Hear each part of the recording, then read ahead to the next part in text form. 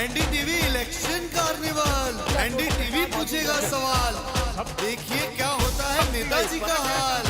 आपके शहर में आ गया है एनडीटीवी इलेक्शन कार्निवल।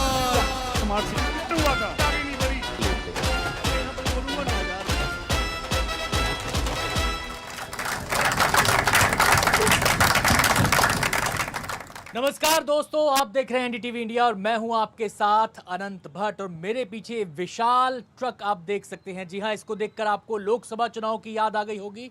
तो एक बार फिर से एनडीटीवी इलेक्शन कार्निवल की शुरुआत हो चुकी है। ये हमारा एनडीटीवी इलेक्शन कार्निवल हरियाणा के अलग अलग क्षेत्रों में जाएगा, वहां की नब्ज को टटोलेगा, जनता से बात करेगा, नेताओं से बात करेगा। और हमारी कोशिश ये रहेगी कि जब तक वोटिंग ना हो जाए, नतीजा ना आ जाए, उससे पहले एक आपको हम जमीनी हकीकत बता सकें, एक ग्राउंड रिपोर्ट आप तक पहुंचा सकें। जनता क्या सोच रही है, नेता क्या सोच रही है, उनके वादे क्या हैं, उनके दावे क्या हैं, तमाम पहलुओं पर हम चर्चा करेंगे। तो आज मैं सबसे पहले आपको बता दूं कि आज हम मौजूद हैं हरियाणा के फरीदाबाद में। जी हां, फरीदाबाद का सेक्टर 12 ये इलाका है। और मैं अपने कैमरा पर्सन से कहूंगा कि वो एक बार जरा इसको पैन करके दिखाएं। जिस इलाके में हम वहां पर मौजूद है, काफी हैपनिंग सा ये इलाका है, जहां पर कई मॉल भी हैं और बहुत सारे लोग यहां पर हर रोज शाम बिताने के लिए आते हैं। शुरुआत अपने इलेक्शन कार्निवल की हम कर रहे हैं हरियाणा के फरीदाबाद से। ये पहला इलाका है जिससे हमने अपनी शुरुआत की है।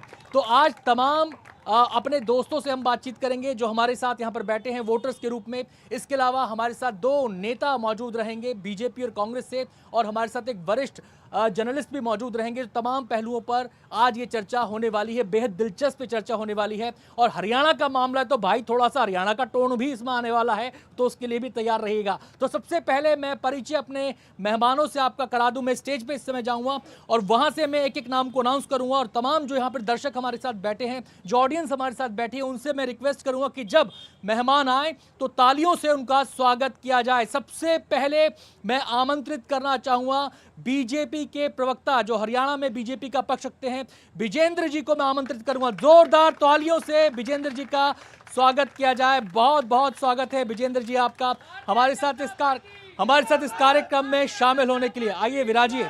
इसके बाद मैं बुलाना चाहूंगा सुमित जी को, जो कि कांग्रेस का पक्ष हमारे साथ इस कार्यक्रम में रखेंगे। सुमित जी आइए, जोरदार तालियों से सुमित जी का भी स्वागत किया जाए। सुमित जी हमारे बीच मौजूद है, जो कि कांग्रेस का पक्ष हमारे साथ रखेंगे। इसके अलावा एक और खास मेहमान हमारे साथ मौजूद रहेंगे, विजेंद्र बंसल जी, जो कि सीनियर जर्नलिस्ट हैं। इनका भी तालियों से जोरदार स्वागत किया जाए। उतनी ही तालियां बजनी चाहिए जितनी नेताओं के लिए बजी थी। तो एक निष्पक्ष राय यहाँ पर इनकी भी हमें देखने को मिलेगी। दोनों पार्टियां तो अपना अपना पक्ष रखेंगे ही। और हम सीधे अब बातचीत का सिलसिला शुरू करेंगे और ये शुरुआत होगी थोड़ी सी हरियाणवी टोन में। शुरुआत चर्चा की मैं करूंगा अपने दोनों नेताओं के साथ, बारी बारी से सवाल लूंगा। विजेंद्र जी, मैं सबसे पहले आपसे जानना चाहता हूं, हरियाणा में फरीदाबाद में क्या ज्ञान? देखिए, हरियाणा प्रदेश के अंदर जिस तरह से पहले माननीय मुख्यमंत्री जो पूर्व में हमारे रहे श्री मनोहर लाल जी, और वर्तमान समय में जो मुख्यमंत्री हैं श्री नायब सैनी जी, उनके नेतृत्व में जिस तरह से भारतीय जनता पार्टी की सरकार ने पूरे हरियाणा प्रदेश के अंदर ईमानदारी से काम किया, पारदर्शिता को बढ़ावा दिया, भ्रष्टाचार को पूरा प्रयास किया कि वो हम उसको कम से कम कर सकें, ईमानदारी से रोजगार देने का सरकार ने काम किया, चारों तरफ हमने पूरा विकास करने का प्रयास किया, चाहे वो सड़क है, सीवर है, बिजली है, पानी है, शिक्षा है, स्वास्थ्य है, सुरक्षा है। आज जहाँ हम बैठे हैं ये सेक्टर 12 है। आप देख सकते हैं जिस तरह की रौनक है, मॉल है, सड़कें हैं।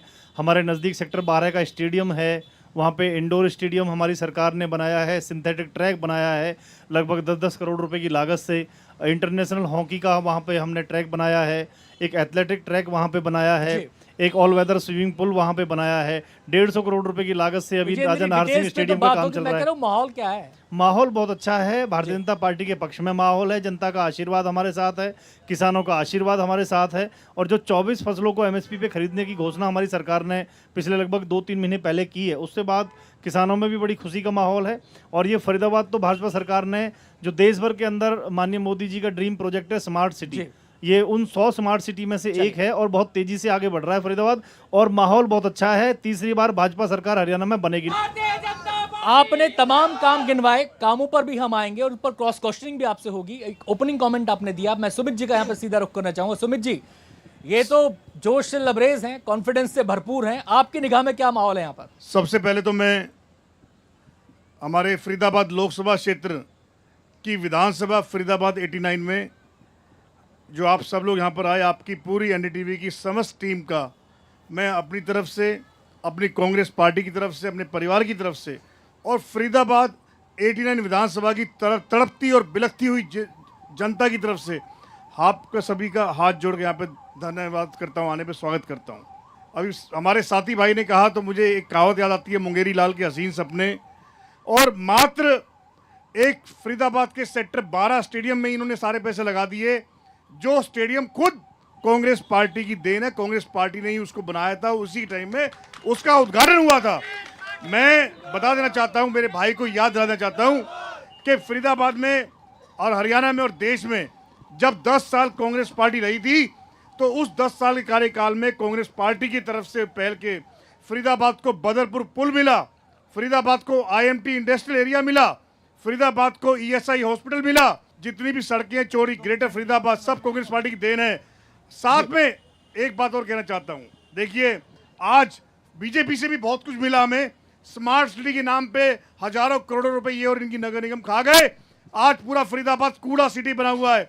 अभी आप आए हैं, सड़कों पे पानी जमा है, आवारा पशु घूम रहे हैं, बेरोजगारी, महंगाई, सब क्या ये सब बीजेपी का। चलिए सुमित जी, थोड़ा सा आगे के लिए भी बचा के रखिए, बहुत बातचीत होगी। और मेरी रिक्वेस्ट है, तमाम जो हमारे मेहमान हैं, मेरी रिक्वेस्ट है, हाथ जोड़कर रिक्वेस्ट है कि शब्दों का चयन थोड़ा सा वो हो, सभ्यता के दायरे में हो और संसदीय भाषा का इस्तेमाल करें ताकि एक स्वस्थ चर्चा यहाँ पर हो सके, उस चर्चा का लाभ हमारे दर्शक उठा सके, हमारे वोटर्स उठा सकें।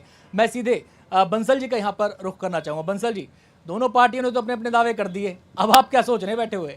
देखिए आनंद जी, मैं सोच कुछ नहीं रहा हूँ, मैं सोच ये रहा हूँ कि पॉलिटिकल बयान जिस मजबूती के साथ ये लोग कह देते हैं, उस मजबूती के साथ इनके कार्यकर्ता इनकी बात मान लेते हैं, लेकिन ज़मीनी हकीकत कुछ और हो जाती है जी। इसी फरीदाबाद की ये बात करते हैं। भारतीय जनता पार्टी कहती है कि भाई 10 साल में हमने बहुत विकास किया और विकास करने के बाद आज हमारे साथ जनता जुड़ी हुई है। कांग्रेस ये कहती है कि भाई इन्होंने कोई डेवलपमेंट नहीं किया और इस बार जनता हमारे साथ है। निश्चित तौर पे आनंद जी, अगर आप देखेंगे तो फरीदाबाद एक शहरी क्षेत्र है, बदरपुर बॉर्डर बिल्कुल दिल्ली से लगा हुआ है, ये एनसीआर का पार्ट है जी। अगर मैं इसकी भौगोलिक परिस्थितियां बताऊं तो बिल्कुल दिल्ली से लगे हुए होने के नाते यहाँ बल्लभगढ़ तक की जो 6 विधानसभा सीटें हैं, उन 6 विधानसभा सीटों में पूरी तरीके से शहरी क्षेत्र के लोग रहते हैं जी। दूर दराज के देश भर के आकर के लोग यहाँ अपनी रोजी रोटी कमाते हैं। उनको किस तरीके की सुविधाएं चाहिए, वो इनसे नौकरी नहीं मानते, वो केवल प्राइवेट जॉब करते हैं और अपनी रोजी रोटी कमाते हैं। अब 10 साल तक बीजेपी का शासन हरियाणा में रहा है तो एक सत्ता विरोधी लहर बन जाती है। 10 साल में बहुत से लोगों की अपेक्षाएं होती हैं, वो भी पूरी नहीं होती। तो मैं निसंकोच ये बात कह सकता हूं कि इस बार सत्ता विरोधी लहर फरीदाबाद में भी देखने को मिलती है। मैं विजेंद्र जी का यहाँ पर रुख करना चाहूँगा। आपने हमारे सीनियर जर्नलिस्ट का वो सुन लिया कि वो क्या सोच रहे हैं इस बारे में। एंटी इनकम्बेंसी एक बड़ा चैलेंज आपके सामने। आपने बहुत सारे विकास कार्य गिनाए थे, बहुत सारी बातें आपने कही थी, लेकिन मेरा एक आपसे सवाल है कि अगर सब कुछ इतना बेहतरीन था, सब कुछ इतना गुलाबी था, तो फिर खट्टर साहब को बदलने की आवश्यकता क्यों आन पड़ी? देखिए, विजेंद्र बंसल जी हमारे बड़े भाई हैं, बहुत वरिष्ठ पत्रकार हैं फरीदाबाद के, और जिस तरह से उन्होंने कहा कि भाई लोगों की जो आशाएं हैं, आकांक्षाएं हैं, अपेक्षाएं हैं, उन पे खरा उतरना ये कोई आसान काम नहीं है।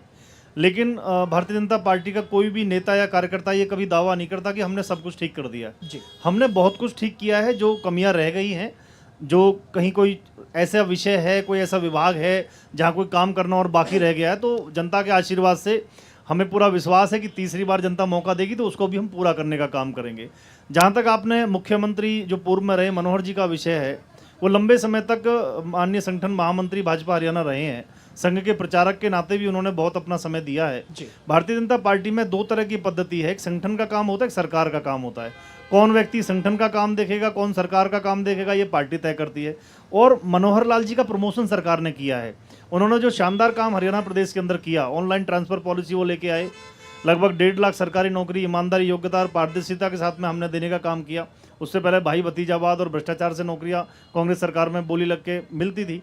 तो मनोहर लाल जी ने जो अच्छे काम किए उसका प्रमोशन मोदी जी ने उनको दिया, क्योंकि वो पहले मुख्यमंत्री थे, अब वो केंद्र में कैबिनेट मंत्री हैं, कई कई मंत्रालय उनके पास में है, शहरों को चमकाने की जिम्मेदारी उनके पास में है, घर घर में जो बिजली हमने दी है उसको और अच्छे से पहुंचाने की जिम्मेदारी उनके पास में है। तो मनोहर जी का प्रमोशन हुआ है और नायब सैनी जी को जिम्मेदारी देकर के भाजपा ने ये दिखाया है कि समाज के हर वर्ग को हम साथ लेके चलते हैं। वो ओबीसी वर्ग से आते हैं, इसलिए उनको मौका देना ये दिखाता है कि भाजपा में कोई कहीं भी पहुंच सकता है। मेरा एक सवाल है, अगर कोई 24 घंटे फरीदाबाद में घूम ले तो उसके दो बातें समझ में आती हैं कि फरीदाबाद का एक तो वो इलाका जहाँ पे बड़ी बड़ी सोसाइटीज़ हैं, बड़े बड़े मॉल हैं, चमकदार सड़कें हैं, जिन स्टेडियम्स का आप जिक्र कर रहे हैं वो हैं, और एक फरीदाबाद का वो इलाका है जो पानी में बरसात में डूब जाता है, जहाँ कूड़ा कचरा होता है, जहाँ पानी में डूबने से लोगों की मौत हो जाती है और जहाँ पर लोगों को खासी परेशानियों का सामना करना पड़ता है। तो ये डिफरेंस क्यों नज़र आता है? देखिए, फरीदाबाद अधिकतर भारतीय जनता पार्टी सरकार जब से 2014 में हमारी आई है, उससे पहले निश्चित रूप से कांग्रेस पार्टी ने इतना भ्रष्टाचार किया, इतना गुंडागर्दी की, इतना परिवारवाद किया, गड्ढे खोद के रख दिए पूरे फरीदाबाद में, बर्बाद कर दिया फरीदाबाद को, लूट के खा गए कांग्रेस पार्टी के लोग। लेकिन कोई जांच कभी नहीं हुई। हमारी सरकार में कोई विषय हमारे ध्यान में आया तो हमने उसकी जांच कराई है। आज फरीदाबाद चमकता, भैया आपके बीच में नहीं बोला था, आपके बीच में नहीं बोला था मैं, फिर मैं बोलूंगा तो बोल नहीं पाओगे। देखिए, कांग्रेस पार्टी ये भ्रष्टाचारी पार्टी है, लुटेरी पार्टी है, परिवारवाद इसके अंदर है, और देश के अंदर माँ बेटा और हरियाणा के अंदर बाबू बेटा, ये बापू बेटा की जो सरकार यहाँ चलती थी पहले, इन्होंने नौकरियां बेची, फरीदाबाद में इन्होंने भ्रष्टाचार किया। आपने दो फरीदाबाद का विषय जो उठाया, पानी का विषय उठाया, देखिए दुनिया का चाहे कितना भी विकसित देश है, अमेरिका जैसे देश में भी लगातार तेज बारिश होगी तो एक बार पानी भरता है। 48 घंटे से 72 घंटे के अंदर अगर पानी निकल जाए पूरी दुनिया में उसको आदर्श स्थिति माना जाता है। जहाँ तक आपने बात की जो स्लम एरिया है फरीदाबाद का, आज फरीदाबाद में 10 साल में इतना विकास शानदार तरीके से भाजपा सरकार ने किया है कि मतलब जैसे बंसल जी ने विषय उठाया, मैं कंप्लीट कर रहा हूँ, दो लोगों के मरने का विषय जायज तो नहीं होता, कंप्लीट कर रहा हूँ मैं, उसकी जांच चल रही है और उसकी जांच चल रही है, उस पर कार्रवाई होगी और निश्चित रूप से वहां रोकने के लिए पुलिस ने बैरिकेड किया था। सुमित जी का रुख करना चाहूँ। सुमित जी, इन्होंने तमाम दावे कर दिए, इन्होंने कहा कि हमने बहुत विकास किया, कुछ एक पैचेस रह गए उनको भी भर लिया जाएगा, और तमाम तरह के सवाल उन्होंने आपके ऊपर उठाए। मेरा सवाल आपसे ये कि फरीदाबाद में क्योंकि हम बैठे तो पहले फरीदाबाद की बात कर लेते हैं, उनसे फरीदाबाद का भी सवाल किया था मैंने। मेरा सवाल आपसे ये कि फरीदाबाद के लिए कांग्रेस का विजन क्या है, ऐसा क्या अलग, क्या डिफरेंट, क्या चमकदार आप करने वाले हैं? देखिए, मैंने आपको ऑलरेडी बता दिया, उससे हमारी नीयत और मंशा एकदम क्लियर होती है कि 10 साल के शासन में इस फरीदाबाद को क्या क्या दिया, बदरपुर फ्लाईओवर, IMT, मेट्रो, क्या क्या दिया। वो तो हो गया सर, नहीं बता रहा हूं, मैं कह रहा हूं आगे क्या, इससे नीयत। तो जब हमारा इतिहास इतना मजबूत है तो मैं दावे से कहता हूं अब कांग्रेस पार्टी की सरकार फिर से बनने जा रही है, जिसमें मुख्य भागीदारी फरीदाबाद की रहेगी, यहाँ के विधायकों की रहेगी। इस लोकसभा क्षेत्र में 9 विधानसभा क्षेत्र आते हैं।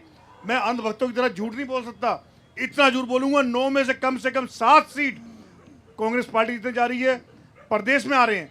आपने पूछा, अभी मैं एक बात बता देना चाहता हूं, देखिए फरीदाबाद की बात हम, क्योंकि मैं फरीदाबाद से हूं तो फरीदाबाद की ही मैं बात करूंगा।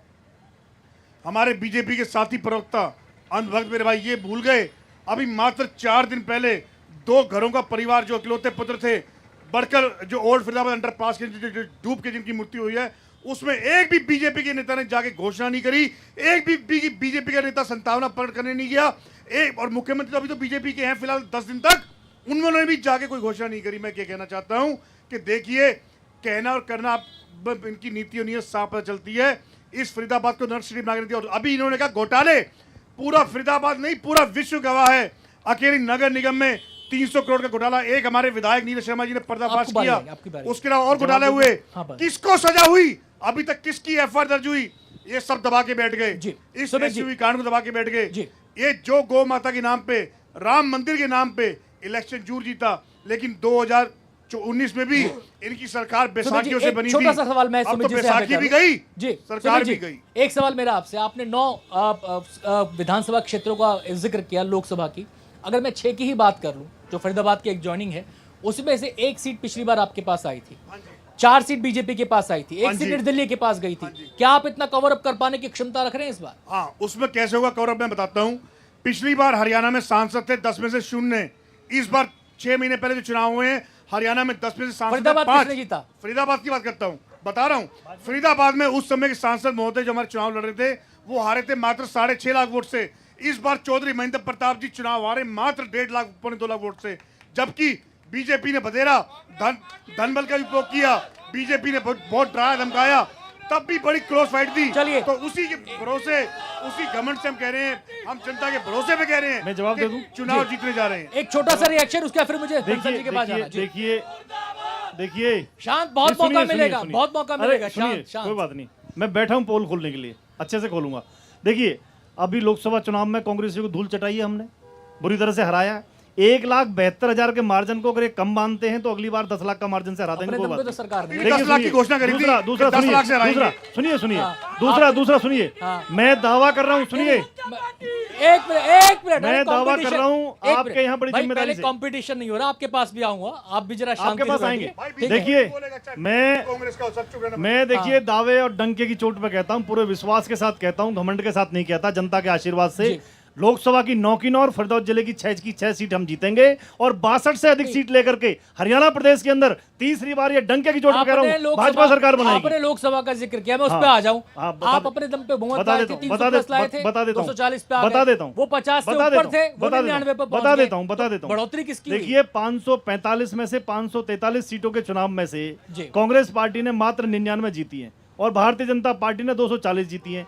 एनडीए भाजपा की पहले सरकार थी, तीसरी बार भी हमारी सरकार है। मैं विषय आ जाता हूं हरियाणा का। हरियाणा प्रदेश के अंदर भारतीय जनता पार्टी को आज भी ये खटाखट 8500 रुपए का झूठ, आरक्षण संविधान का चलिए, झूठ, मैं आता हूं इसको लेकर आपके के कंप्लीट कर रहा हूं, 10 सेकंड हाँ, 10 सेकंड बस, में। उसके बाद भाजपा को हरियाणा में 46.5% वोट मिला, लोकसभा में इनको 43% वोट मिला, हमें 3.5% वोट सीट ज्यादा हो गई मिला। कम, दूसरा पिछले मैं विधानसभा में सीट आई, बता देता हूं सीट आई कम। अरे सर बता देता हूं, जी। 3,17,000 वोट हमें ज्यादा मिली है इनसे। जी। हमने वहां पे करनाल का विधानसभा उपचुनाव जीता 5 के अलावा, जी। सुनिए, और राज्यसभा की सीट जो खाली हुई थी अब दीपेंद्र जी समय- वाली, समय- वो समय- हमने समय- जीती है, जी। वो हमने आप लोग जीती कहाँ कहाँ रहे हैं, है। ये और अभी बताइए। तीसरी बार भारतीय जनता पार्टी की फिर से सरकार बाबा, बनेगी। एक आप मिनट, देख लाल लें। कोटे साहब रोहतक चुनाव आ रहे हैं, सोनीपत आ रहे हैं, जी विजेंद्र जी, अंबाला आ रहे हैं। विजेंद्र जी, अब यहाँ पे विजन। अब यहाँ पे इक्वेशन समझना इंटरेस्टिंग हो जाता है। वो कह रहे हैं कि भाई सारी सीट हम जीत रहे हैं, ये कह रहे हैं सारी सीट हम जीत रहे हैं। लोकसभा का रिजल्ट हमारे सामने, पिछले विधानसभा का रिजल्ट हमारे सामने है। आप क्या कहना चाहेंगे इस इक्वेशन पे? देखिए अनंत जी, मैं इन दोनों का विश्लेषण कर देता हूं। जी भारतीय जनता पार्टी के इन्होंने कहा कि आपने एक सवाल पूछा था कि खट्टर साहब को क्यों बदला, इन्होंने जो जवाब दिया वो इनके साथ है। लेकिन जहां हम बैठे हैं ये फरीदाबाद विधानसभा सीट है। इस फरीदाबाद विधानसभा सीट पर जो इनके पहले विधायक थे, 5 साल विधायक रहे, जिनको ये डेवलपमेंट की प्रतिमूर्ति मान रहे हैं, जिनके बूते पर कह रहे हैं कि उन्होंने डेवलपमेंट की है, उनका इस बार इन्होंने टिकट काट दिया। वो इस बार यहाँ प्रत्याशी नहीं है। जी कांग्रेस के हमारे मौजूद दोस्त सुमित गौड़ जी कह रहे हैं कि लोकसभा चुनाव में हम लोग कुल 1,72,000 वोटों से हारे हैं। 1,72,000 वोट भी बहुत बड़ी संख्या होती है, बहुत बड़ी संख्या होती है। और इन 5 सीटों पर, यहाँ तो 5-5 हजार का मार्जिन मायने रखिए। इन 5 सीटों पर ये कहीं 42,000 से, कहीं 40,000 से, कहीं 50,000 वोटों से हारे हैं और केवल एक सीट पर ये 8,000 वोटों से जीते हैं। जी ये जो 35,000 से 40,000 से इन सीटों पर ये हारे हैं अभी 6 महीने पहले कांग्रेस के लोग, ये एक्चुअल में क्या है, जनता इनके आरोप प्रत्यारोप के बारे में नहीं सोचती। जनता सोचती है कि ये 35 लाख का शहर है, ये वो फरीदाबाद है जिसको एशिया का मैनचेस्टर कहा जाता था। आज अनंत जी ये इस मैनचेस्टर को नोएडा गुड़गांव से ऊपर ले जाने की बात नहीं करते। आज केवल ये तीसरी बार सरकार बनाने की बात करते हैं।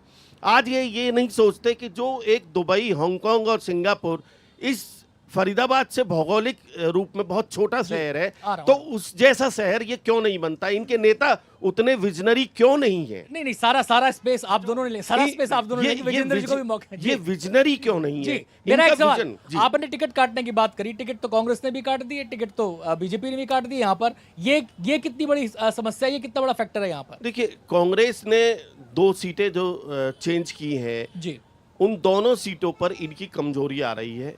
वहाँ अभी उतनी इनकी वर्थ नहीं है, ये खुद भी मानेंगे इस बात को। बीजेपी ने अपने बहुत मजबूत कैंडिडेट भी यहाँ उतारे हैं और कुछ ऐसे कैंडिडेट भी हैं जिनके बारे में जनता ये कह रही है कि भाई ये कमज़ोर कैंडिडेट है।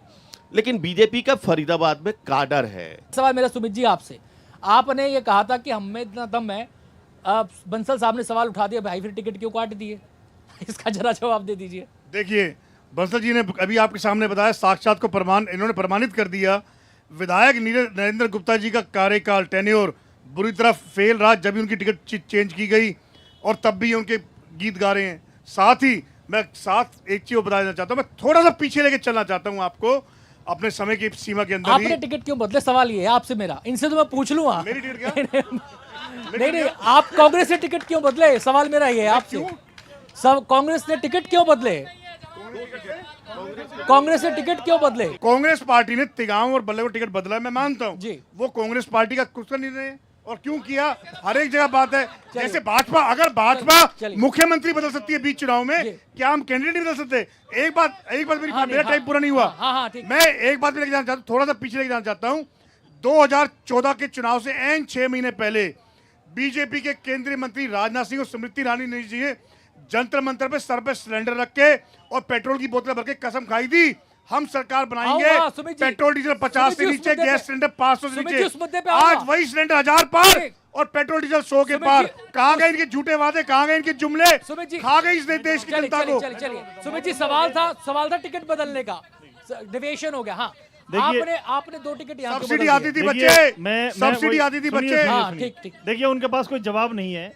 भारतीय जनता पार्टी का मैंने आपको बड़े स्पष्ट रूप से कहा है जी कि जैसे संक्षेप में दिए, जनता के पास बंसल जी ने बताया, यहाँ पहले विपुल जी थे, उसके बाद नरेंद्र गुप्ता जी, अब फिर से विपुल जी को मौका मिला है। भारतीय जनता पार्टी ये देखती है कि किससे संगठन में काम कराना है, किससे सरकार में काम कराना है। पहले विपुल जी प्रदेश में उपाध्यक्ष थे, विपुल जी प्रदेश में उपाध्यक्ष थे, और अब नरेंद्र गुप्ता जी पहले कोषाध्यक्ष थे हमारे प्रदेश में, अब नरेंद्र गुप्ता जी संगठन में काम देखेंगे। अब जहां तक बंसल जी ने एक विषय उठाया था, एक 10 सेकंड में लूंगा, एक विषय सुनिए, एक बहुत जरूरी बात। देख लो, जनता बोल रही है, झूठ बोल रहे हैं आप।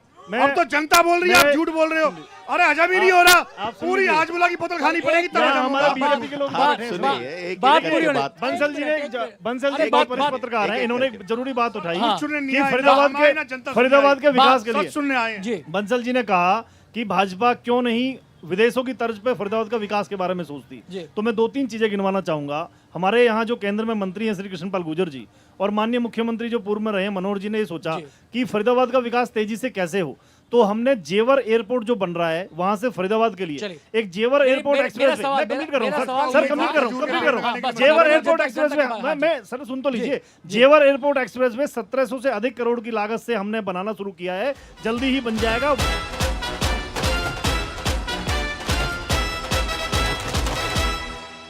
जनता के पास जाना है मुझे, मैं आऊंगा। और अगला इस बात को कह के जा रहा हूं, अगला सवाल थोड़ा गंभीर है, मुख्यमंत्री पद की दावेदारी पे अगला मेरा सवाल, उसका जरा जवाब ढूंढ लीजिएगा। चलिए, हाँ, यहाँ पे कुछ लोग कहना चाह रहे हैं। वह ये चाहना चाहता है, कहीं जाम की स्थिति देख लो, आप नीलम चले जाओ, बाटा चले जाओ, YMCA चले जाओ, गुड़ियर चले जाओ, बल्लभगढ़ बस स्टैंड चले जाओ, आप जाओ से 1-1.5-2 घंटे तक नहीं निकल सकते। आप क्या कहना चाहते हैं? जो गड्ढा, अगर मैं एक यहाँ पर्वतीय कॉलोनी रहता हूँ, मैं 10 साल से देख रहा हूँ, 10 साल से जो हमारे नीरज शर्मा जी गाते रहते हैं ना, वो गड्ढा मतलब पानी भरा ही रहता है, सही नहीं होता है। ऐसे में वो कहते हैं हमारी सरकार नहीं है। अरे भाई, तुम्हारे कोटा से कुछ तो आता होगा, उसको सही करा दो। चलिए, गड्ढा, रोजगार, हाँ, आप कुछ कहना चाह रहे हैं? सर, मैं ये कह रहा हूँ कि ये वादे सारे बंदे कर रहे हैं, स्वच्छ प्रशासन और साफ सफाई, उसमें कोई आंकड़े हों तो कोई प्रस्तुत करे, कोई कागज वागज लाएं क्या? चलिए, साफ सफाई, स्वच्छता, हाँ, हाथ खड़ा कर देना भाई। हाँ, बताइए, आप तो बीजेपी का पक्ष रखेंगे, दिख रहा है। जी, मेरा नाम तुषार वत्स है, मैं यहीं से 2 किलोमीटर दूर सिही गांव पड़ता है, मैं वहां का गृह निवासी हूँ। सिही गांव में पिछले 3 महीने से मेरे घर के बाहर मंदिर है, 3 महीने से गारा, मतलब कीचड़, बहुत बुरी तरीके से कीचड़ मची पड़ी है, वो सफाई हुई नहीं है। मैं विधायक नरेंद्र गुप्ता जी के पास ज्ञापन दे के आया था, मैं बीजेपी के हर जो भी बड़ी से बड़ी अथॉरिटी है उसके पास ज्ञापन दे के आया हूँ। जनता का आक्रोश आपने देख लिया, जनता के मुद्दे आपने सुन लिया। हाँ, एक मिनट विजेंद्र जी, साफ सफाई की बात हुई, रोजगार पानी की बात हुई, गड्ढों की बात हुई, अब आप तीनों पे वो दे दो जरा। देखिए, जो एक वहाँ पे हमारे साथी खड़े हैं हेलमेट लेके जी, उन्होंने नीरज शर्मा जी का जो विषय उठाया, वो भ्रष्टाचार की जंगी कांग्रेस पार्टी का नहीं उठाया, उन्होंने NIT विधानसभा का उठाया। तो आपके सरकार फंड ही नहीं दे रही। देखिए, वहाँ भ्रष्टाचार ने तो कपड़े तक त्याग दिए। नीरज शर्मा तो पहले चल लिया, नीरज शर्मा ने बाबाजी बन गए, नीरज शर्मा बाबाजी बन गए, फिर राजनीति में क्या करें? तुम करोगे, राजनीति में क्या करें फिर? अरे सुनो, जब बाबाजी बनना है, ये नौटंकी करनी है बाबा जी, कोई बनना है, नहीं। राजनीति में क्या करें? एक मिनट। राजनीति में क्या करें भाई? मेरी रिक्वेस्ट सुन लीजिए, शांति से बात करेंगे, सवालों का जवाब देंगे तो बढ़िया रहेगा। मेरा सवाल था गड्ढे, साफ सफाई और रोजगार। रोजगार इसलिए बड़ा मुद्दा है क्योंकि आपकी पार्टी भी कह रही है 2 लाख नौकरी देंगे, कांग्रेस भी अपने घोषणा पत्र में कह रही है 2 लाख नौकरी देंगे, और मेरा सवाल दोनों से होगा। आपसे यह है कि 2 लाख नौकरी देने की बात कर रहे हैं आप, तो जब सरकार में थे तब क्यों नहीं दी गई? देखिए, मैं सुन लीजिए एक मिनट। भारतीय जनता पार्टी ने ईमानदारी, योग्यता और काबिलियत के आधार पर 1.5 लाख सरकारी नौकरी दी है हरियाणा प्रदेश में 10 साल के अंदर। सुन लीजिए भैया, सुन लीजिए, मैं डंके की चोट पे कहता हूँ, हमने दिया गांव गांव के अंदर। मेरा फरीदाबाद जिले का सागरपुर गांव है, मेरे अपने गांव में 30 बच्चे लगे सरकारी नौकरी बिना किसी को 1 भी रुपया दिए, और कांग्रेसियों के बच्चे भी लगे ईमानदारी से हमारी सरकार में। अब आते हैं बात नौकरी कांग्रेस जो देगी। सुनो भैया, सुनो, गड्ढा और मैं सफाई। कंप्लीट कर रहा हूं, गड्ढा और सफाई। हाँ बता रहा हूँ सर। हाँ। एक नौकरी का मॉडल कांग्रेस ने पेश कर दिया। अभी विजेंद्र बंसल जी बहुत वरिष्ठ पत्रकार हैं, अभी नीरज शर्मा जी एनआईटी से इनके विधायक हैं। 2 दिन पहले का बयान बता रहा हूं, परसों का। उन्होंने कहा है कि भैया सुन लो, ये बीजेपी का मेरिट हमें समझ में नहीं आ रहा। हुड्डा साहब को 2 लाख नौकरी देंगे, हुड्डा साहब 2000 मेरे वोट में आएंगी, और 50 वोट पे 1 नौकरी बेचूंगा भैया। चलिए। 50 वोट पे 1 नौकरी बेचूंगा। शर्म करो कांग्रेसियों, नौकरी बेचने का काम इन्होंने किया। सुमित जी, सुनिए मेरी बात, सुनिए, हाँ, मैं कंप्लीट कर रहा हूं, हाँ, सर, कंप्लीट कर रहा हूं। खत्म कीजिए, खत्म। मैं हाथ कंगन को आलसी किया और पढ़े लिखे को फारसी किया। परसों नीरज शर्मा ने ये बोला है, आपके चैनलों पे भी चल रहा है कि 50 वोट पे 1 नौकरी बेचूंगा, 2000 नौकरी बेचूंगा मैं। एक मिनट, और सुनिए, इनका शमशेर गोगी ने, सुनिए सुनिए, हाँ, कंप्लीट कर रहा हूं, बोलने सर। दीजिए, इनके- वोट दे दिया। इनके शमशेर गोगी ने, इनको भैया सुन इनका लीजिए, समय गया। अरे मैं हूँ, इनका समय गया, इन्हें बाबूजी क्यों मैं टाइम दे रहे हो? हूँ, इनका अरे समय गया। बाबूजी मैं बैठा हूँ, 50 के बराबर अकेला इनका बैठा हूँ। समय गया। विजेंद्र जी, एक सुनिए, मिनट। मेरी बात सुनिए, हाँ, सुनिए। सर, अब कंप्लीट करो। समय- सर, समय 10 बहुत सेकंड, है। 10 सेकंड। हाँ, इनके बस 10 सेकंड। शमशेर- असंध से शमशेर गोगी है, इनके विधानसभा के प्रत्याशी विधानसभा चुनाव लड़ रहे हैं। पता है क्या क्या उन्होंने? अरे बसंत पहुंच गया। कांग्रेस सरकार अरे आएगी, फरीदाबाद रे, फरीदाबाद की बात सबसे कर। पहले अपना घर बनूंगा, बसंत पहुंच गया। उसके बाद अपने रिश्तेदार को घर भरूंगा, चलिए। उसके बाद परिवार का सुमित घर जी, भरूंगा, सुमित जी। और चोरी करूंगा, भ्रष्टाचार करूंगा। सुमित जी। शमशेर गोगी ने कहा है, चलिए, चलिए। लूट के खा जाएंगे कांग्रेस वाले। एक ये मिनट, कहा है एक किसने? मिनट, एक मिनट, एक सेल, मिनट। सेल, सेल, एक सेल। मिनट, एक मिनट। सुमित जी, नौकरी का वादा आपने किया, 2 लाख नौकरी का वादा आपने किया है यहाँ पर। मेरा सवाल ये कि कांग्रेस जब यहाँ पे सरकार में थी तो हरियाणा में ये शब्द बड़ा मशहूर था, पर्ची खर्ची। पर्ची खर्ची, और इसी को आधार बनाकर कांग्रेस पर हमले होते हैं, सरकारी नौकरी की बात आती है। इस पर आप क्या कहना चाहेंगे? देखिए, सबसे 2 लाख नौकरी, कोई टाइम फ्रेम आपने उसका सेट किया है? कोई टाइम टेबल सेट किया उसका? सबसे पहले तो मैं ये कहना चाहूंगा, प्रदीप एक मिनट, सबसे पहले मैं एक बात कहना चाहूंगा। अभी हाल ही में मेरे काबिल भाई ने, मेरे बीजेपी प्रवक्ता ने हमारे एक फरीदाबाद के एकमात्र विधायक नीरज शर्मा पे आरोप लगाया। इनको बता देना चाहता हूं, ये अपनी खींच मिटा रहे हैं। अकेला विधायक नीरज शर्मा ऐसा जिसको इन्हीं की बीजेपी सरकार ने सर्वश्रेष्ठ विधायक का पुरस्कार दिया। क्यों दिया? तो अब ये कैसे बुराई कर, जिसको इनका मुख्यमंत्री नवाज रहा है, परसों का उसकी बयान है। ये कार्यकर्ता परसों का बुराई बयान कर रहा उनको बोलने है। दीजिए, अरे उनको धूल है, बोलने ये इसका मतलब अपने मुख्यमंत्री की बात का अनादर कर रहे हैं। नंबर 2, अब मैं आता हूं अगली बातों पे। हमने कहा है 2 लाख नौकरियां देंगे। कांग्रेस पार्टी के टाइम पर बिल्कुल नौकरियां टाइम बटी हैं, टेबल, घर गैर टाइम नौकरियां टेबल। बांटी हैं, आगे ही बांटेंगे। और पर्ची खर्चा कुछ नहीं होता था, हमारा कोई भी किसी बात का दागी नहीं है। आज भी मैं साफ कहना चाहता हूं, इस बीजेपी सरकार में नौकरी चलिए, सारी दुनिया त्रस्त है। चलिए। अब मैं कहना चाहता विजेंद्र हूं, जी। मेरा एक सवाल है, मैं एक बात कहना चाहता हूं, नौकरी क्या बेची है, बेची। क्या फरीदाबाद, एक मिनट, एक नौकरी की बात नहीं, हम बात करें पहले फरीदाबाद लोकसभा क्षेत्र की। हरियाणा में मत जाओ, देश में मत जाओ, मुझे बताओ कूड़ा है नहीं है, मुझे बताओ बरसाती पानी है कि नहीं है, मुझे बताओ आवारा पशु है कि नहीं है, मुझे बताओ बेरोजगारी है कि नहीं है। कमाल की बात करते हैं। चलिए, और विजेंद्र महंगाई, जी, विजेंद्र जी, देखिए, आ जाइए, आप आ जाइए। गृहिणियां दुखी हैं। सुमित जी, रसोई सुमित का जी, सिलेंडर 1000 पार, सुमित जी, सुमित जी, पेट्रोल, सुमित जी, डीजल विजेंद्र 100 जी, के पार। विजेंद्र जी। देखिए आनंद जी। जी, भारतीय जनता पार्टी और कांग्रेस दोनों ने हरियाणा विधानसभा चुनाव के लिए अपना घोषणा पत्र जारी कर जी। दिया है। इस घोषणा पत्र पर आप यदि एक सरसरी नजर दौड़ाएं तो इस घोषणा पत्र में जो घोषणा कांग्रेस ने बराबर की है। है वो ही घोषणा उन्होंने की है। जी, बराबर। 10 साल में ये वो घोषणाएं पूरी नहीं करते, लेकिन आम जनता को 10 साल के बीजेपी के शासन के बाद भी वही सड़क, सीवर, पानी की बात कर रही है। आम जनता वही 10 साल के बाद फिर ये कांग्रेस के लोग आ जाएंगे तो फिर इनके बाद वही सड़क, सीवर। ये जो 2 मुद्दे विजेंद्र जी ने वो भी उठाए हैं कि बीजेपी सरकार ने 2 काम बड़े बेहतरीन किए, उनको हम भी मानते हैं, जनता भी मानती है कि बिना पर्ची खर्ची के सरकारी नौकरियों में भर्तियां हुई। वो भी फरीदाबाद और- किसी को नहीं मिली, और फरीदाबाद की दूसरा नहीं आई। दूसरा सुमित जी प्लीज, दूसरा एक इनका बहुत बड़ी उपलब्धि जो भारतीय जनता पार्टी की मानी जाएगी वो ये मानी जाएगी कि चौधरी बंसीलाल हरियाणा में विकास पुरुष माने जाते थे, वो भी टीचर्स के ट्रांसफर्स को स्मूथ नहीं कर पाए। ये मनोहर लाल खट्टर की बहुत बड़ी उपलब्धि है कि उन्होंने टीचर्स के ट्रांसफर्स को ऑनलाइन किया और आज अध्यापक मूलतः 95% अध्यापक खुश हैं जी। तो ये बड़ी उपलब्धि लेकिन भी है, ऐसा नहीं है। विजेंद्र जी, मुझे एक बात लेकिन समझ कई में- सरकारी एक स्कूलों में मिनट, ताले एक- लग चुके सुमित जी, हैं सुमित और जी। स्कूलों की तादाद घटी है, बड़ी चलिए, नहीं। सुमित जी, विजेंद्र जी, हाँ, मेरा सवाल आपसे ये था, मैंने फरीदाबाद के 2 चेहरों की बात की थी। ये 2 चेहरे हमें क्यों नजर आ रहे हैं? ये 2 चेहरे हमें क्यों नजर आते हैं फरीदाबाद में? इसकी क्या वजह आप देखते हैं? 2 चेहरे जैसे एक बहुत चमकदार चेहरा, सोसाइटीज हैं, मॉल्स हैं, लोग आ रहे हैं, गाड़ियों में जा रहे हैं, एक अंडरपास में पानी भर रहा है। देखिए जी, आनंद जी, मैं आपको ये बता देता हूं, 2 चेहरे ये ऐसे हैं, आप सब लोग भी सुन लीजिए, ये बड़ा गंभीर विषय आनंद जी ने छेड़ा है, सब ध्यान बहुत से ही सुनो भाई, गंभीर सब विषय। शांत हो जाओ। और इस विषय को जो लोग समझ जाएंगे, आपको मतदान करने में भी इसका फायदा मिलेगा। आनंद जी ने एक बहुत ही महत्वपूर्ण मुद्दा छोड़ा है कि ये 2 चेहरे कैसे दिखाई देते हैं। एक चेहरा ये कि जहां गड्ढे हैं, सीवर है, गंदगी है, पानी नहीं है, और एक चेहरा ऐसा कि वहाँ मल्टीनेशंस कंपनियां हैं, बहुमंजिला इमारतें हैं और ये मॉल बने हुए हैं। ये मॉल बने हुए हैं। एक टाउन कंट्री प्लानिंग में 2 शब्द हैं, ईडीसी और आईडीसी। ईडीसी का मतलब है एक्सटर्नल डेवलपमेंट चार्जेस और आईडीसी का मतलब है इंटरनल डेवलपमेंट चार्जेस। जो प्राइवेट बिल्डर्स है, अब जैसे ये हमारे पीछे मॉल बना हुआ है, ये मॉल के मालिक ने ईडीसी भी जमा कराई हुई है, आईडीसी भी जमा कराई हुई है। तो आईडीसी के जो पैसे हैं ये अपने सराउंडिंग एरिया को साफ सुथरा रखने के लिए खुद खर्च करते हैं। तो जहाँ प्राइवेट बिल्डर है वहाँ स्मूथ है, वहाँ आपको अच्छा सब कुछ दिखाई देगा। जहाँ सरकार है वहाँ गंदगी भी दिखाई देगी, वहाँ सीवर भी दिखाई देगा, वहाँ ज़्यादा समस्याएं दिखाई देंगी। चलिए ये मैं 2 एक बार चेहरे। फिर से यहाँ पर जनता का रुख करूंगा, एक बार फिर से जनता के बीच चलेंगे। जनता यहाँ पे खड़ी इंतजार कर रही है। जो कांग्रेस के घोषणा पत्र है, जो बीजेपी का घोषणा पत्र है, उसमें लगभग समान बातें। मैं आता हूँ यहाँ पे। आपके लिए बड़ा मुद्दा क्या है फरीदाबाद के अंदर, हरियाणा के लिए?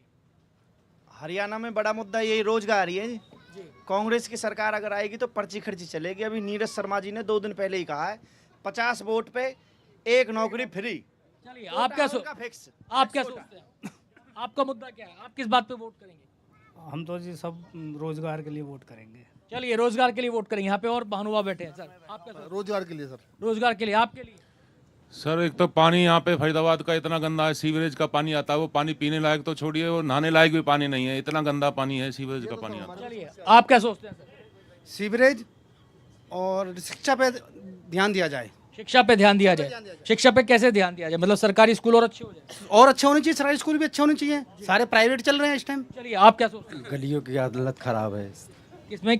गली जो मैं उत्तर नगर का रहने वाला हूँ, एनआईटी में। आपकी गलियां खराब? हाँ जी, गली और सीवर, पानी भी नहीं आता, नसीबा डली हुई। चलिए जनता के वही बेसिक मुद्दे हैं। और जो घोषणा पत्र आया हरियाणा के लिए, तो भाई उसमें बहुत सारे सपने दिखाए गए हैं। अब मैं बारी बारी से रैपिड फायर खेलूंगा दोनों ही पार्टियों के नेताओं के साथ। घोषणा पत्र पे आता हूं सर मैं सीधा, ठीक है? सबसे पहला जो घोषणा पत्र की बात है वो है महिला वो वर्ग जिसको प्रधानमंत्री मोदी खुद कहते हैं कि उनके लिए उन 4 जातियों में से एक जाति है महिला। उन्होंने कहा हम 2000 रुपये देंगे, आपने कहा हम 2100 रुपये देंगे। एक जैसी घोषणा है, एक जैसा है। मेरा सवाल ये है कि लखपति दीदी की घोषणा चल रही है तो बीजेपी को 2100 रुपये देने की जरूरत क्यों पड़ी? देखिए, लखपति दीदी में हमारा प्रयास है कि प्रत्येक महिला लाख रुपए से अधिक कमाए।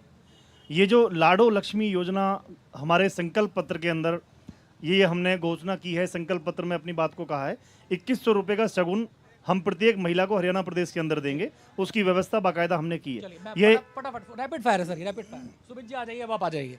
आपने कहा 2000 रुपये देंगे। अब आप 2000 रुपये कहाँ से देंगे, इसका कोई रोड मैप है आपके पास? मैं आपसे सवाल इसलिए कर रहा हूँ, हिमाचल का एग्जाम्पल हमारे सामने है। पेंशन देना भारी पड़ गया, तनख्वाह देना भारी पड़ गई, और एक पेंशन की डेट बदल गई, तनख्वाह की डेट बदल गई। हमारे सामने कर्नाटक का एग्जाम्पल है जहां पर पेट्रोल डीजल के दाम बढ़ा दिए। अब आप हरियाणा में वादा कर रहे हैं, तो इसका आधार क्या है? जी मुझे इतना पता है कि हरियाणा में इस फरीदाबाद की जनता ने 10 साल का हरियाणा नंबर 1 का इतिहास कांग्रेस पार्टी का देखा है। जैसा कहा, जो कहा, वो हमारे नेतागणों ने किया।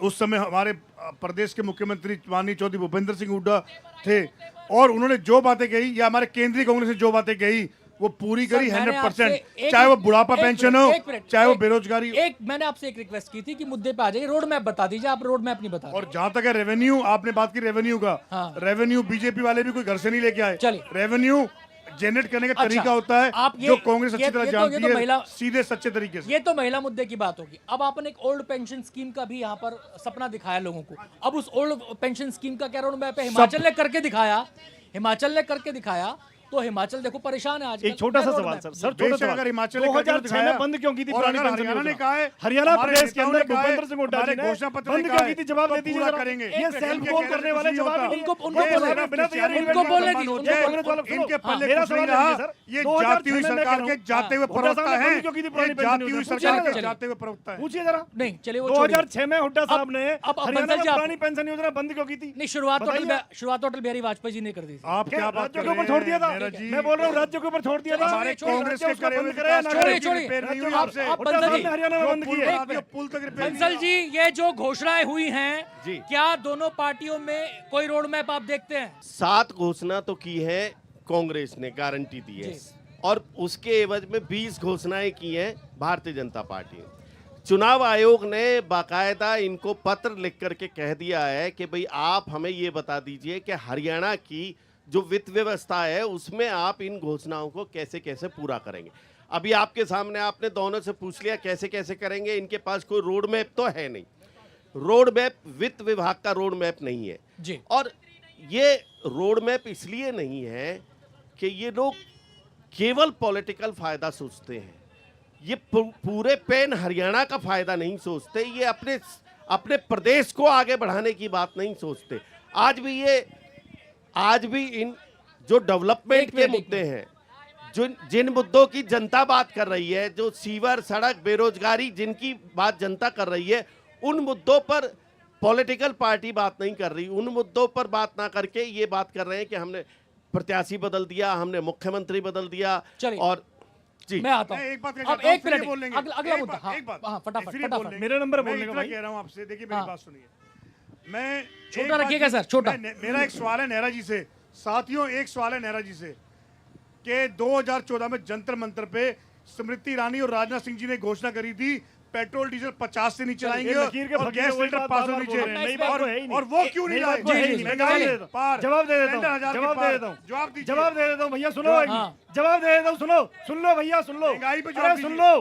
महंगाई पे एक जवाब- सुनिए कांग्रेस पार्टी सरकार में इतनी भयंकर महंगाई थी कि बॉलीवुड को ना चाहते हुए भी गाना बना पड़ा था कि सखी सैया तो खूब ही कमात है, महंगाई डायन खाए जात है। अकाउंट ये में गाना कब सब्सिडी बना? आती थी। ये गाना कब बना? अकाउंट में सब्सिडी ये आती थी। कांग्रेस सरकार में गाना बना कि सखी सैया तो खूब ही कमात है, ये महंगाई डायन खाए जात है। ये कांग्रेस खा गई थी लूट लूट के। आपने तो उसको- खसोस खसोस आपने के। डबल कर ये दिया जो- उस ये जो महंगाई को। पंजा है ना, इसके You तो नाखून just ऐसे double it। हैं, ऐसे चलिए। ऐसे खा गए। चलिए, बीजेपी सवाल जस्ट सवाल डबल सवाल दिए थे। सवाल अब सवाल मेरा जवाब, हाँ मेरा नहीं जवाब। नहीं हाँ, मैं अब बारी बारी से सवाल पूछ रहा हूँ। सुमित जी, मेरा सवाल अब आपसे है सर मेरा नंबर है सर। हाँ, घोषणा मेरा नंबर है। बीच नहीं, में नहीं, ऐसा मत ऐसे करो नहीं, सर। एक छोटा सा जवाब दे देता हूं, हाँ, चलिए, सुनिए। ठीक। एक छोटा, एक बाबूजी ने अभी कहा था, अभी माननीय गृह मंत्री जी आए, बंसल जी बहुत वरिष्ठ पत्रकार हैं, इन्होंने भी लिखा था, उन्होंने खुल के चैलेंज दे के गए हमारे गृह मंत्री श्री अमित शाह जी कि भूपेंद्र सिंह हुड्डा जी आपके अंदर अगर दम है तो आप आ जाओ, हमारे विपुल गोयल जी तैयार खड़े हैं, आप आमना सामना कर लो। आप चौराहे पे खड़े हो गए,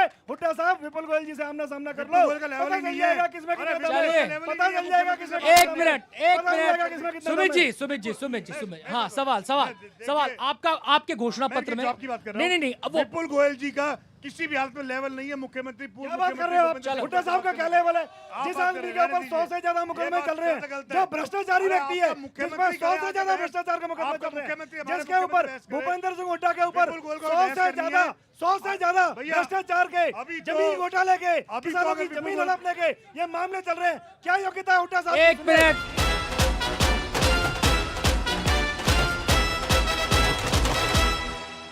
आपके घोषणा पत्र पे आ रहा हूं। आपने कहा हरियाणा में सरकार बन गई तो एमएसपी गारंटी कानून लाएंगे। अभी एमएसपी गारंटी कानून आप कैसे लाएंगे, कब तक लाएंगे, क्या इसके प्रावधान होंगे, इस पे विचार किया है? देखिए, एक मिनट, मैं बताना चाहता हूँ, हमारे घोषणा पत्र में और नेताओं ने कई चीजें खुले मंच पे घोषणा करी है। किसी घोषणा के लिए उन्होंने 90 दिन का टाइम मांगा है, किसी घोषणा के लिए उन्होंने 6 महीने का समय मांगा है। तो जो समय सीमा हंसे मत दांत मत फाड़े करके दिखाया है। जो समय सीमा हमारे नेताओं ने तय बोली है उस पे पूरी करेंगे। इनकी तरह जुमले नहीं छोड़ेंगे, इनकी तरह झूठ नहीं बोलेंगे, इनकी तरह प्रलोभन नहीं देंगे। समय की कमी है, अब समय की कमी है, संक्षेप में रखें, संक्षेप में रखें, संक्षेप में रखें। एक जवाब ले लो। जी जी, इनके पास जवाब नहीं रहेगा। सुनिए, 2014-15 में एक शांता कुमार कमेटी की रिपोर्ट आई। सर 2 मिनट में जवाब, 1 मिनट जवाब दे रहा हूँ। शांता कुमार कमेटी की रिपोर्ट आई थी, पढ़े लिखे सब भाइयों। वो शांता कुमार कमेटी की रिपोर्ट ये कहती थी कि कांग्रेस सरकार में मात्र 6% किसान को एमएसपी मिलती थी। शर्म करो कांग्रेस पार्टी, ये शांता कुमार कमेटी की रिपोर्ट कहती थी। ये एमएसपी की बात करते हैं। सुनिए, 24 फसलों पे एमएसपी की बात तो आप कर रहे हैं। हरियाणा में कितने 24 फसलों पे एमएसपी मैं उसका रोड में बीजेपी राज में, एक मिनट, कांग्रेस पार्टी के राज में एक भी किसान ने आत्महत्या नहीं करी। बीजेपी के राज में पूरी दिल्ली जाम कर दी। पंजाब के, उत्तर प्रदेश के किसानों ने, एक मिनट, किसानों की हत्या हुई, कितने किसानों ने आत्महत्या करी। सरकार ने इस कहा बीजेपी है के राज में कि हम 24 फसलों को एमएसपी पे खरीदेंगे। हमने खरीद के दिखाया है। 24 फसल पे एमएसपी, उसका रोड मैप हमने खरीद के दिखाया सर, हमने खरीद के दिखाया। देखिए, भारतीय जनता पार्टी की सरकार ने 24 फसलों को एमएसपी पे खरीद के दिखाया है। हमने करके दिखाया है। ये 2 फसलें नहीं खरीदते थे। फसल खराबे का मुआवजा हमने 13,000 सुन लो भैया। अब एक आखिरी सवाल मेरा बंसल जी से है। समय